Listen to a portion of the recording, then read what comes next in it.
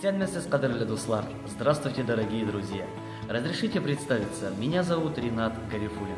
Я являюсь основателем, художественным руководителем и режиссером театральной студии «Харякат», что в переводе «Движение» при Центре татарской культуры. Если вы молоды, если вы талантливы, если вы перспективны, посещайте нашу театральную студию, и у вас будет возможность поучаствовать в спектакле и выступить на профессиональной сцене. Если у вас появилось желание записаться именно в нашу театральную студию, которой в этом году исполняется 2 года, мы ждем вас в Центре татарской культуры 17 сентября в 17:00, потому что именно в этот день пройдет День открытых дверей. Приходи и посещай нашу театральную студию. Нихәл, Гафият, таныш булыйк, су анасы. Ә син нашарлыкны ясарга беләсең. Гафия, гафу үтен дим мин сиңа, Гафия. Нишләтәбез бу адам алые белән? Мухайван!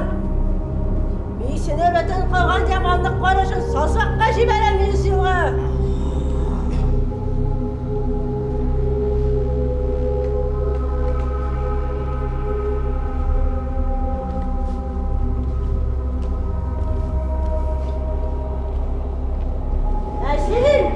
Син адәм малае. Сиңа кабир хата кыл бергән син яманлыкларга бирдең. Кит әле бар урманнан. Өзең калмасын. Дөрес, кит, Гафият. Ondan soң аңлагач килерсең, сөйләшербез. Бир, алтын дарагымны бир, Гафият. Алтын дарагымны бир миңа.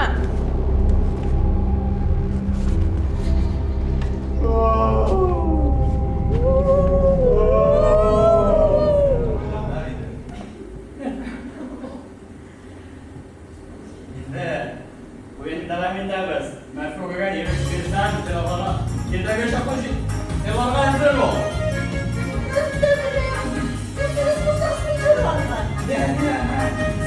Oyun devam ederiz.